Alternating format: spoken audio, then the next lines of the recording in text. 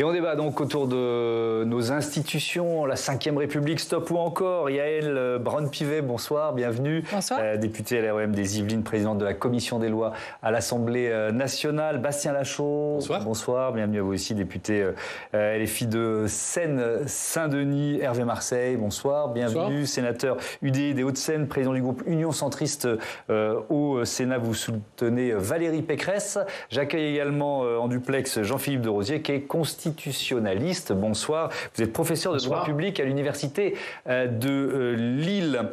C'est évidemment un enjeu majeur de cette présidentielle, réconcilier les Français avec leur démocratie. Pourquoi on dit ça? Parce que les précédents scrutins, avec les records d'abstention, Yaël Braun-Pivet, nous ont envoyé de mauvais signaux. On craint qu'il y ait de nouveau une forte abstention lors de cette présidentielle.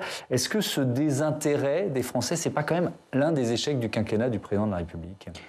C'est l'un des échecs de ces 20 dernières années. J'allais dire, quand on regarde les courbes de l'abstention, elles ne font malheureusement que augmenter. Le désintérêt de nos compatriotes augmente. Il y a une défiance. Donc la problématique démocratique dans notre pays n'est pas nouvelle. Et il est vrai que lors de ce quinquennat, nous n'avons pas réussi à résoudre la fracture démocratique qui existe dans notre pays, malgré des grands moments démocratiques. On voit par exemple lorsque l'on a organisé le grand débat, nos compatriotes se sont vraiment prêtés au jeu et se sont rendus par centaines de milliers à ces réunions publiques et ont écrit des cahiers de doléances, etc. Donc on voit bien qu'il y a une grande envie de débat, il y a une grande envie de démocratie, il y a une grande envie de parlement, moi j'y crois beaucoup, il y a une envie d'avoir des élus qui exercent pleinement leur mission, mais on voit que la fracture existe toujours et qu'il faut la combler. On a compris. Vous réagissiez pendant les propos de Yaël Braun-Pivet. Bastien Lachaud, c'est quoi? C'était de la fausse participation citoyenne, ce grand débat? Écoutez, en avez-vous vu les résultats? Qui a lu ces cahiers de doléances? Qu'en est-il advenu? Personne ne le sait. Nous? Pas vous? Vous les avez pas lus? Vous les avez lus et vous n'avez pas participé au grand débat? Et qu'en avez-vous fait? Écoutez. Non, qu'en avez-vous fait? Vous êtes la majorité. Qu'en avez-vous fait? Quelles sont les lois qui ont été votées suite à ce grand débat? Nous avons organisé la Convention citoyenne, c'est typiquement issu du grand débat. Quelles sont les lois qui ont été votées suite à la Convention citoyenne? Nous avons voté une loi organique sur la participation citoyenne pour renforcer le CESE. Et oui, merveilleux. Absolument aucune des mesures principales qui ont été soutenues par les citoyens dans la Convention n'ont été adoptées. Donc, vous avez contribué à renforcer encore je veux dire le dégoût, c'est peut-être un mot fort, mais le dégoût de la politique. On ne va pas passer tout le débat sur le bilan, parce que je voudrais qu'on se projette sur des propositions, mais je voudrais quand même vous entendre, vous aussi, Hervé Marseille, sur le bilan du quinquennat Macron en matière de rupture démocratique ou de fracture démocratique. Effectivement, il y a une pratique qui a glissé, qui fait que ces institutions, elles sont fortes, elles ont permis de gouverner, mais en même temps, il y a une pratique institutionnelle qui est de plus en plus concentrée. En clair, il y a maintenant l'Élysée et la population. Parce qu'on ne peut pas dire, nous sommes ici parlementaires, on ne peut pas dire qu'il y ait beaucoup de débats parlementaires, je parle en termes utiles, de décisions parlementaires. Le gouvernement, il passe les plats, c'est le président qui fait des communiqués, qui fait des tweets, qui annonce des décisions. Et donc, il n'y a plus de débat, les syndicats sont quasiment absents, donc il n'y a plus de grands débats. Et ce que je crains... Mais vous faites le même constat avant et après la crise des Gilets jaunes, parce qu'on a quand même eu le sentiment qu'il y a eu une évolution. Elle a renforcé, parce que par nécessité, on a bien vu que l'exécutif était en situation de devoir amener des décisions, quelquefois du jour au lendemain. Le Parlement, il était amené à commenter en quelque sorte. Souvent, vous avez une décision à la télévision un jour, et puis 48 heures plus tard, on vous fait un débat sans vote, en disant écoutez, donnez-nous votre opinion. Si vous avez besoin de quelque chose, téléphonez-nous.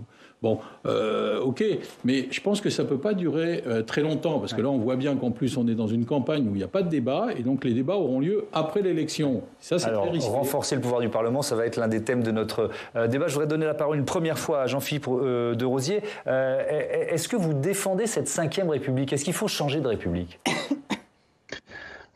Je suis un défenseur de la Ve République parce que je pense qu'elle a apporté à la France tant la démocratie et la stabilité dont cette dernière avait besoin.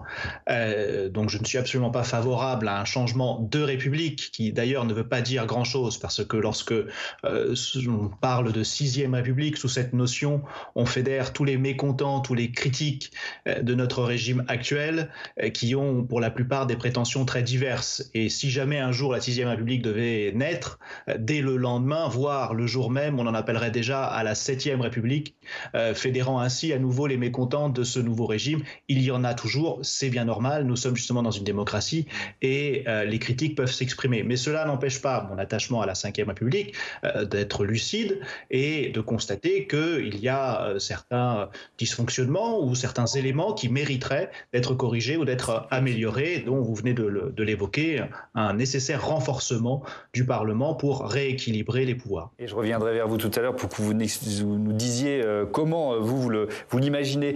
Bastien Lachaud, la 6e République, c'est un axe fort de la campagne de votre candidat, Jean-Luc Mélenchon. D'ailleurs, c'était déjà le cas il y a 5 ans. Qu'est-ce que vous proposez exactement ? Il faut regarder la situation de la France d'aujourd'hui par rapport à celle de 1958. En 1958, il y avait 27% d'agriculteurs. Il y en a 1,5% aujourd'hui. L'espérance de vie était de 73 ans, elle est de plus de 80 ans. Bref, si on prend sur tous ces domaines, la France d'aujourd'hui n'a plus rien à voir avec la France de 1958. Et pourtant, en France, nous avons une particularité. Nous sommes une nation politique. Nous faisons... J'aimerais juste qu'on s'arrête et qu'on regarde la photo que vous mettez à l'écran de Jean-Luc Mélenchon. Est-ce que vous trouvez réellement que cette photo n'est pas problématique ? Pourquoi ? Alors, on va la regarder. Et juste après, en alternance, vous avez la photo du président Macron qui va apparaître et vous allez voir la différence. Ouais. Je pense que là... Alors, vous n'êtes pas réalisateur de l'émission, mais je vais demander à notre réalisateur, à Philippe, de mettre une photo d'Emmanuel Macron, parce que moi, elle ne me choque pas, cette photo de Jean-Luc Mélenchon. Voilà. Oui. C'était pas celle-là qui était sur... Bon, si vous voulez, mais qu'est-ce qui vous choque dans cette photo de Jean-Luc Mélenchon ? C'est quoi ? Il est en position de tribun, le côté agressif, etc. Bref. J'ai peur que vous soyez un peu parano avec cette réflexion-là, parce que moi, je vois un tribun, et c'est sans doute l'un des meilleurs tribuns français actuellement. Très bien. Mais allez-y. Et donc, aujourd'hui, nous avons une constitution qui n'est pas lue du tout en lien avec le peuple de France aujourd'hui. Et donc, il est nécessaire, parce que justement, le peuple a abandonné ces institutions, notamment depuis 2005, où les élus ont été contre le choix du peuple qui avait voté contre la constituante européenne. Eh bien, il est indispensable aujourd'hui de reconstituer un peuple politique. Et donc, de refaire peuple. Et pour refaire peuple, la meilleure manière de faire, c'est changer de constitution. Mais le plus important n'est pas tant de changer de constitution que le processus par lequel on va changer de constitution, c'est-à-dire la constituante. Ouais. C'est-à-dire élire des députés qui n'auront pas été élus auparavant, qui ne seront pas élus après. Donc ça veut dire, si Jean-Luc Mélenchon est président, il y a des législatives juste après. Il y a des législatives pour élire une assemblée dans la Ve République qui va continuer à travailler. D'accord. Et en parallèle, il y aura un référendum pour demander aux Français s'ils sont d'accord pour convoquer une autre assemblée, une assemblée constituante qui aura pour seul objectif de rédiger une nouvelle constitution. Et l'idée de cette constituante, c'est qu'elle puisse être en lien avec des comités locaux, etc., pour qu'il y ait un bouillonnement, pour que le peuple se saisisse de ces institutions et décide lui-même de quelles sont les règles avec lesquelles il veut être gouverné. Et c'est, à notre sens, le seul moyen de résoudre aujourd'hui ce problème qui fait que plus personne ne va voter. Pourquoi les gens ne vont plus voter ? Parce que, comme l'a dit le sénateur Marseille, aujourd'hui, il y a une seule élection qui compte. Une seule. C'est l'élection présidentielle. Toutes les autres ne sont que la déclinaison de cette... Alors, on prendra... Une des élections principales où les Français se déplacent, c'est les municipales. Ils vont voter pour leur maire.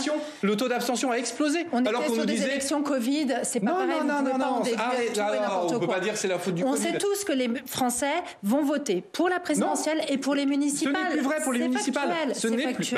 Non, la dernière élection municipale, le taux d'abstention a explosé. C'était des élections sous Covid. Mais non, c'est pas trop facile. C'était en 2020. Faire comme si la crise Covid n'avait pas eu d'impact. Qu'il y avait un problème démocratique à tenir ces élections. On va détailler, Bastien Lachaud, on va détailler certaines des mesures de Jean-Luc Mélenchon. Je voudrais vous entendre, Hervé Masser, sur l'idée de finalement balayer cette 5e République et passer à autre chose. Enfin, moi, inventer une autre République. Je crois que le cadre constitutionnel, il reste bon. C'est un certain nombre de réformes qui, elles, n'ont pas forcément eu des effets positifs. le quinquennat. On peut s'interroger puisqu'on est en élection permanente. Deuxièmement, l'élection des députés le lendemain de la présidentielle. Parce que constituante ou pas, quand vous faites les élections des députés le lendemain, on a vu ce que ça donnait. Ça donne des chambres introuvables. Et après, vous avez, effectivement, des textes qui arrivent et un Parlement qui ne discute plus. Donc, il y a au moins ces deux sujets-là et revenir à des débats parlementaires. C'est-à-dire qu'à partir du moment où vous avez un vrai Parlement qui discute des choses, vous avez un rééquilibrage par rapport à l'exécutif. Aujourd'hui, force est de constater, et c'est pas nouveau, ça fait un certain nombre d'années, avec une pratique institutionnelle qui renforce l'exécutif, que les débats sont totalement absents. Yaël Braun-Pivet, vous avez écrit un rapport justement sur le renforcement des pouvoirs du Parlement. Vous l'avez envoyé au président en décembre dernier. Bien sûr. Il vous a répondu, vous en avez parlé J'ai eu des échanges, mais je les garderai pour moi. Il y a 2-3 remarques que je voudrais faire par rapport à ce qui vient d'être dit. Moi, je suis lassée d'entendre des parlementaires qui, finalement, dénigrent le travail parlementaire. Moi, depuis 5 ans, je préside la commission des lois, je préside les débats qui se tiennent en commission des lois et j'assiste à plus de 25% des débats qui sont dans l'hémicycle. Je vois bien que le Parlement travaille, que le Parlement débat, qu'il y a de très nombreux amendements adoptés. Donc il fait évoluer les textes. Un texte qui sort du Parlement, qui est identique à celui qui est rentré, qui avait été présenté par le gouvernement. Alors, on peut mieux faire et c'est la raison pour laquelle j'ai proposé 25 propositions pour renforcer nos pouvoirs. Mais aujourd'hui, le Parlement joue son rôle, nous débattons, nous modifions les textes du gouvernement, nous exerçons notre mission de contrôle, nous évaluons les politiques publiques, nous arrivons à faire du travail transpartisan, nous arrivons à travailler avec le Sénat et à faire ce qu'on appelle des commissions mixtes paritaires qui aboutissent avec des textes qui sont améliorés. Donc il n'est pas vrai de dire que le Parlement est une chambre d'enregistrement. Et puis j'allais vous dire, il ne tient qu'à nous finalement de faire que le Parlement est pleinement effectif et saisi de tous ses pouvoirs. Justement, ce n'est pas possible. Ce n'est pas possible parce que les députés ne tiennent leur mandat que de la victoire présidentielle. Mais les députés ne sont là que parce qu'ils ont été élus grâce au président. On aurait mis n'importe qui à côté du président Macron. Ça n'est pas exact, ça n'est pas vrai. Mais si, c'est vrai. Si c'était comme ça, nous aurions 577 députés. Non, mais parce que la sociologie du pays fait qu'il y a des circonscriptions où, malheureusement pour vous, vous ne pouvez pas être majoritaire. Mais je ne comprends pas. Vous qui faites à ce point confiance aux Français pour leur confier une assemblée constituante, aujourd'hui, vous dénigrez leur vote pour les députés en considérant... Mais non, au contraire, ils sont bien logiques. Avec une affiche, avec le président de la République, nous sommes élus systématiquement. Forcément, il faut faire confiance. Parce que les Français sont cohérents. Les Français élisent un président. Ils lui donnent une majorité dans la foulée. Mais ça, c'est la 5e République. C'est exactement ça. Allez, je reprends la main, s'il vous plaît. On va essayer de s'appuyer comme ça sur quelques exemples de propositions. Et je prends comme promis, vous voyez qu'on va essayer d'être équilibré. Une des mesures phares qui est proposée par Jean-Luc Mélenchon, le référendum révocatoire. Et on écoute le candidat, c'était dans ce meeting immersif à Nantes. Pour ça qu'on appliquera le droit de révoquer les élus lorsque vous estimez qu'ils vous ont trahi.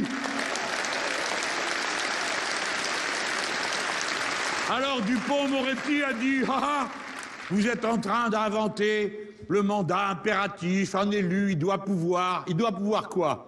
Quand on a écouté la fin de son discours, ça voulait dire un élu, il a le droit de pouvoir faire exactement le contraire de ce que veulent les gens sans que ceux-ci ne puissent rien contre lui. On n'est pas d'accord.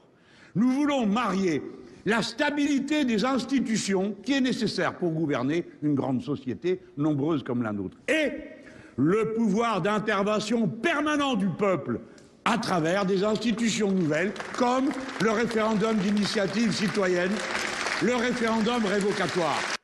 Alors vous allez nous expliquer comment ça pourrait se mettre en place, mais j'aimerais bien entendre la réaction de Jean-Philippe de Rosier sur ce référendum révocatoire. Qu'est-ce que vous en pensez? Il y a peut-être une critique qu'on pourrait faire a priori, je suis peut-être à côté de la plaque, mais c'est un risque d'instabilité. Comment vous le percevez? sans vouloir être excessivement provocateur, je pense que c'est une mesure strictement, purement et exclusivement populiste et qui ne permet pas d'avoir et de préserver la sérénité nécessaire à l'exercice du mandat.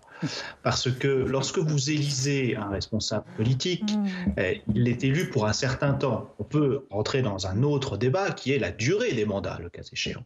Mais il s'engage à effectuer son mandat, à effectuer ce à quoi il s'est engagé face à ses électeurs pendant une certaine durée. Si, à tout instant de son mandat, pour quelque cause que ce soit, parce que d'après mes connaissances, sans doute limitées en la matière, la proposition de M. Mélenchon peut être la révocation pour quelque cause que ce soit, si donc pour quelque cause que ce soit, il peut être renvoyé par le peuple, cela veut dire qu'il va constamment chercher, non pas à accomplir son mandat avec l'indépendance qui est la sienne, mais à se soucier quotidiennement de ce que, non pas attendent ses électeurs, mais à plaire à ses électeurs. On a bien compris. On a bien compris. Bastien Lachaud trépigne à l'idée de vous répondre évidemment. Laetitia voulait dire un mot. Je vous redonne la parole dans un instant, Jean-Philippe de Rosier. Pardon de vous interrompre, mais le temps file assez vite. Laetitia, très rapidement, bien intervenir. Je veux juste poser la question, est-ce qu'on a demandé aux Français, est-ce qu'on les a testés pour savoir si oui ou non ils souhaitaient, eux, avoir plus de pouvoir et eux décider davantage? Parce que là, j'ai l'impression que ce sont les élites, vous en faites partie, monsieur, qui sont en train de discuter entre elles de comment mieux distribuer le pouvoir vers le peuple. On va quand même les faire participer, mais est-ce que vous avez des confrontations? On peut dire qu'on peut considérer que cette élection présidentielle, c'est une consultation. Ils vont pouvoir choisir entre les différents candidats. Ont envie d'être consultés régulièrement dans le prochain mandat pour... C'est une demande des Gilets jaunes, par exemple. C'était une revendication essentielle des Gilets jaunes, le RIC. Et nous avons... Et je vous réponds. Et nous avons testé... Mais ne plissez pas les yeux comme cela. Laissez-moi finir ma phrase et puis répondez-moi. Je vous réponds calmement, mais si vous regardez, il y a eu plusieurs sondages qui ont été faits. Vous, journalistes, vous adorez les sondages. Donc, vous pourrez leur faire... Les politiques les aiment bien aussi. Donc, vous pouvez leur faire confiance. Une majorité des Français est favorable au référendum d'initiative citoyenne et notamment au droit de révoquer les élus. Donc, pour répondre, M. de Rosier, nous serons ravis d'apprendre qu'une majorité des États américains ont une législation populiste, voire même l'État de Californie, qui, il y a quelques années, a révoqué son gouverneur au nom d'un droit de révocation. Le principe de révoquer les élus, tout simplement, veut dire qu'un élu est élu sur un programme. Si les électeurs se rendent compte qu'ils n'appliquent pas son programme, au lieu d'attendre 5 ans, 6 ans, la fin de son mandat, eh bien, à mi-mandat, ils peuvent, si X% du corps électoral signe une pétition, exiger un référendum révocatoire. Cela ne veut pas dire révoquer l'élu, ça veut dire qu'il y aura une nouvelle consultation sur cette question. En quoi est-ce créer de l'instabilité? Au contraire, cela responsabilise l'élu face à ses électeurs et cela donne un pouvoir supplémentaire aux électeurs et donc cela, à mon avis, renforce la confiance entre les élus et leurs électeurs. Et donc nous sommes ravis d'apprendre que les États-Unis ont prêts à vous soumettre à un référendum de la sorte. Je respecte l'idée qui vient d'être développée, mais je la combats totalement. C'est pas possible. Je crois que l'idée, nous, ce que nous défendons, c'est d'amener plus de débats, plus de valeur au Parlement, puisqu'il n'en a plus ou quasiment plus, enfin, nos yeux. Donc, par exemple, on parle beaucoup d'énergie. Il n'y a pas eu un seul débat sur l'énergie. On revient au nucléaire, pourquoi pas, mais il n'y a pas eu un seul débat. Les seuls qui ont eu droit à un débat, c'est la Convention citoyenne, et on sait comment ça a fini. Bon, donc... Mais pardon, je vous interromps. Oui. Si on prend l'exemple d'un député qui a été élu dans une famille politique et qui change de famille politique au milieu de son mandat, est-ce qu'on pourrait considérer que les électeurs ont un droit de regard ? L'évolution dans le temps, je veux dire, il y a des situations. Ceux qui ont été élus à l'Assemblée nationale il y a 5 ans, entre-temps, il s'est passé énormément de choses. Enfin, je veux dire, on peut aussi évoluer en fonction du contexte national, international, européen. C'est pas linéaire. C'est pour ça. On a bien compris. Donc vous êtes pas favorable à ça. Allez, oui, j'ai bien compris. Mais comme je m'en doute, j'avance. Laetitia, on va parler du pouvoir du président dans nos institutions. Laetitia, je vous donne la parole parce on va s'appuyer sur la gestion de la crise sanitaire. C'est quand même une assez bonne illustration. C'est la meilleure, parce que c'est une exception française. Cette crise sanitaire a été gérée par le fameux Conseil de défense sanitaire qui était complètement opaque, dont les délibérations ne ne sortait jamais, il n'y a aucune transparence sur la façon dont les décisions étaient prises. Et on se demande, alors je suis allée un petit peu chercher, je vais juste faire un tout petit peu de pédagogie.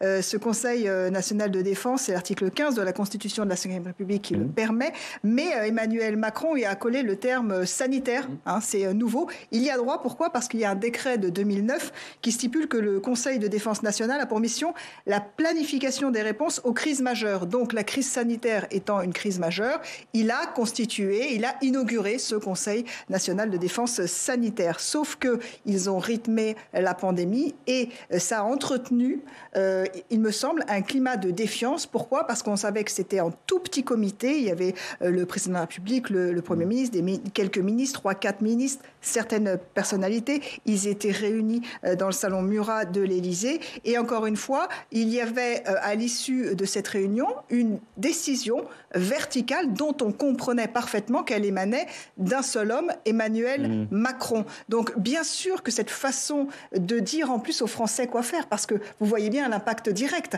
c'était d'annoncer des restrictions donc dans nos vies quotidiennes. Et c'était un homme, Emmanuel Macron, qui décidait de nos vies quotidiennes. Et donc, pour les Français, ça vous fait réagir, forcément. Mais ça me fait réagir parce que moi, j'ai, en tant que présidente de commission, eu à gérer l'ensemble des textes sanitaires depuis 2 ans. C'est 13 textes qui sont passés au Parlement.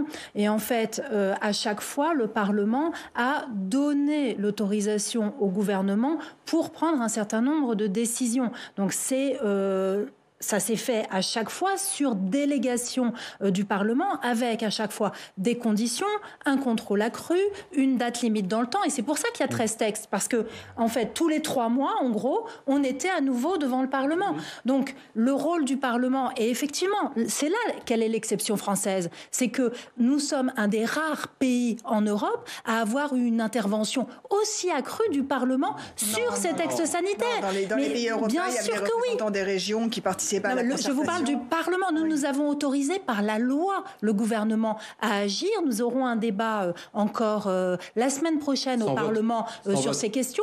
Vous vous rendez compte, le ministre de la Santé est devenu le ministre qui fréquente le plus ma commission. Ça ne s'est jamais vu. Il a à chaque fois répondu à mes convocations. Monsieur Delfrécy a été auditionné plusieurs fois en commission des lois.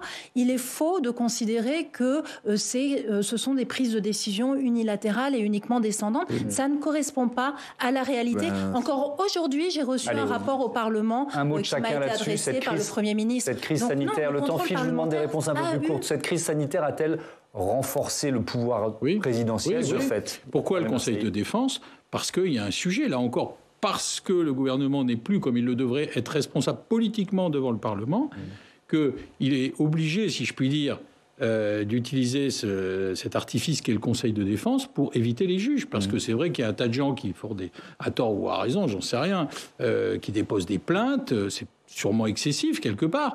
Et donc, on se réfugie derrière le Conseil de défense, qui est un organe, effectivement, dont on ne sait pas ce qui se passe et qui est opaque. Alors que le gouvernement devrait être responsable devant le Parlement, politiquement, révoquer le cas. Ministre. C'est le cas. Le gouvernement est évidemment responsable devant le Parlement. Et qu'est-ce qui se passe ? Et d'ailleurs, il y a tellement peu, malheureusement, de débats que les gens attaquent directement soit par la justice, soit par le Conseil constitutionnel, soit au Conseil d'État, en disant que ça ne sert à rien avec le Parlement puisqu'il n'y a pas de débat. Allez, on va parler de la proportionnelle. Un mot rapide là-dessus. Non, mais moi, je rejoins pleinement ce que vous avez dit. C'est la démonstration que tout se décidé par un seul homme. Les textes arrivaient au Parlement la veille pour être votés le lendemain. On n'avait même pas le temps de les examiner sérieusement. Mais ici, c'est vrai. Et en tout cas, ce qui est certain, c'est qu'une des premières mesures que nous prendrons, ce sera de lever le secret défense sur la totalité des conseils de défense sanitaire pour que l'on sache enfin ce qui s'y est dit. Voilà voilà un des engagements clairs que nous prenons pour la transparence et la démocratie. De Rosier, est-ce que l'exécutif a un peu tordu la Constitution et notamment cet article 15 dont parlait Laetitia à l'instant ? Sur ce thème spécifique-là, il n'y a pas eu de démarche anticonstitutionnelle. Sinon, ça a été rappelé, le juge a été saisi et le juge l'aurait censuré. Mais l'action démocratique, elle est affaire effectivement de règles, elle est affaire aussi de communication, de symboles et de transparence. Et c'est là où effectivement on peut avoir un petit doute sur la volonté de transparence de l'exécutif qui règle une crise majeure sous l'aune d'un organe qui n'est pas vraiment habilité à gérer une crise sanitaire. Lorsque l'on parle du Conseil de défense, lorsque le Code de la défense évoque les crises majeures, il n'avait pas anticipé les questions sanitaires. C'était des crises en matière de sécurité et de défense. Lorsque le président Hollande convoquait le Conseil de défense, lorsqu'il y a eu les attentats en 2015 jusqu'à la fin de son mandat, c'est compréhensible. Mais ce n'est pas un Conseil de défense immunitaire dont il est question, et donc c'est là où effectivement ça peut un petit peu interpeller. Et si vous permettez juste en 10 secondes un mot supplémentaire, cela s'inscrit dans une démarche effectivement de non-respect de notre démocratie et de notre Parlement.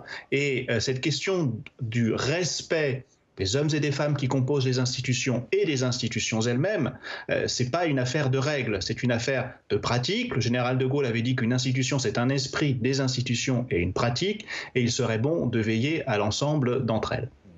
On va ouvrir le chapitre proportionnel dans cette émission et j'appelle Laurent Mauriac, le rédacteur en chef du site Brief.me à nous rejoindre. Bonsoir Laurent, vous êtes notre partenaire pendant cette présidentielle. Est-ce qu'on va voir revenir la proportionnelle comme ses prédécesseurs? Emmanuel Macron avait annoncé et a finalement renoncé à introduire une dose de proportionnelle pour les législatives. Oui, en effet, après Nicolas Sarkozy, puis François Hollande, Emmanuel Macron s'était engagé sur ce sujet et il a renoncé.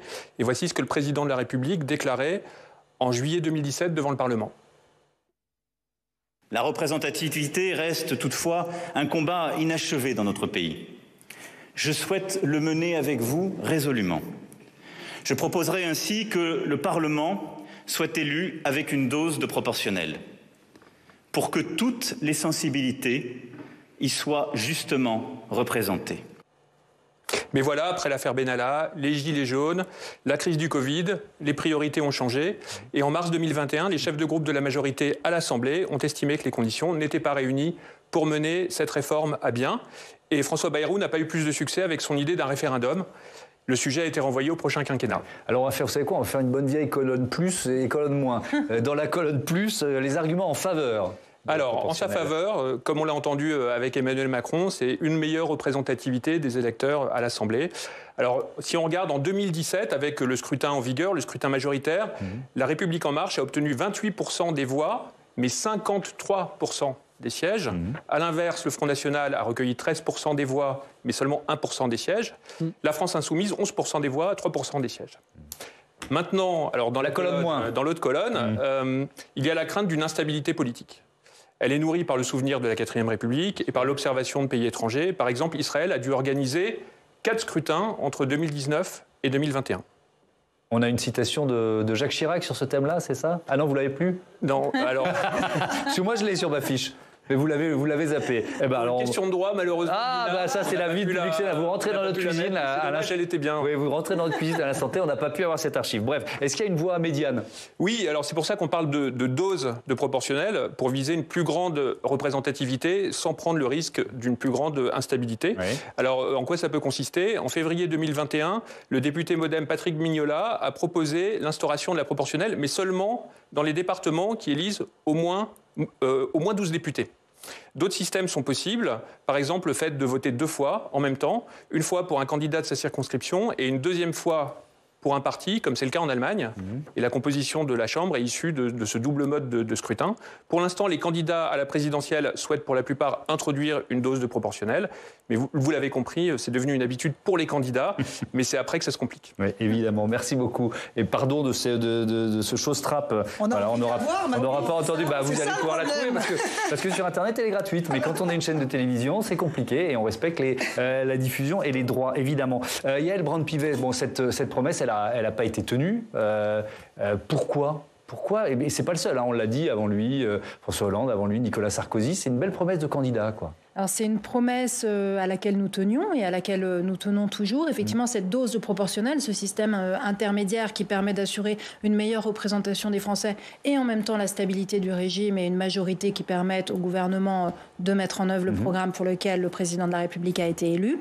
Nous l'avions proposé et nous avons commencé à examiner les textes, mais la réforme s'est heurtée à effectivement l'épisode Benalla et puis à une hostilité du Sénat qui ne voulait pas entendre parler s'il y avait eu une volonté constitutionnel. Politique forte, peut-être que le président aurait pu le faire. On n'a pas réussi, et ça ne vous aura pas échappé, à réformer la Constitution durant cette mandature. Lorsque nous avons voulu réformer la Constitution sur le climat en simplement modifiant l'article 1 de la Constitution, le Sénat nous a opposé une fin de non-recevoir. Donc on a eu un réel problème, une réelle difficulté à mettre en œuvre des réformes institutionnelles avec un blocage du Sénat. Maintenant, effectivement, il faudra y revenir pendant la prochaine mandature, quel que soit celui qui sera élu, puisque, vous l'avez rappelé, les Français sont très largement favorables à une dose de proportionnelle. Est-ce que c'est le Sénat qui a bloqué ? Non, je crois pas. Je dois dire c'est factuel, à la présidente de la commission des lois que c'est pas totalement comme ça. Je veux dire, si on part du principe qu'on nous dit voilà, il y a une phrase, vous touchez à rien, c'est à prendre ou à laisser. Effectivement, c'est pas ce qu'on peut appeler un dialogue. Bon, je rappelle quand même que le Sénat, les sénateurs sont élus à 70% à la proportionnelle. Bon, donc on n'est pas hostile à la proportionnelle. Le problème, c'est de savoir quel type de proportionnel, parce qu'il y a une variété infinie de proportionnels, régionales, nationales, départementales, avec plus ou moins de doses majoritaires, un peu comme au municipal. Je crois qu'on peut effectivement mettre de la proportionnelle et avoir malgré tout la stabilité. Donc, je crois que le Sénat était disponible. Pendant le quinquennat, très sincèrement, c'est pas la faute de l'Assemblée nationale, mais on peut pas dire que le Sénat ait été très considéré de la part de l'exécutif. Chaque fois qu'il a pu être contourné, enjambé, ça a été fait immédiatement. Donc, le Sénat a toujours été disponible pour la proportionnelle, et il faudra, parce qu'on ne peut pas avoir environ 35 à 40% de l'électorat qui n'est pas représenté au Parlement. Qu'est-ce que vous proposez ? Que propose Jean-Luc Mélenchon ? Est-ce que c'est une proportionnelle intégrale que propose Jean-Luc Mélenchon ? Nous proposons de revenir au système 1986, c'est-à-dire une proportionnelle par département, ce qui permet en effet de mieux garantir la stabilité que la proportionnelle intégrale, mais ce qui permet aussi de traiter l'ensemble des citoyens de la même manière et égalitairement, parce que s'il y a des départements à proportionnelle, d'autres à scrutin majoritaire, il y aura des personnes qui ne seront toujours pas représentées. Mais juste, Madame Braun-Pivet, modifier le mode de scrutin n'implique pas de modifier la Constitution. Une loi organique suffit pour modifier le scrutin.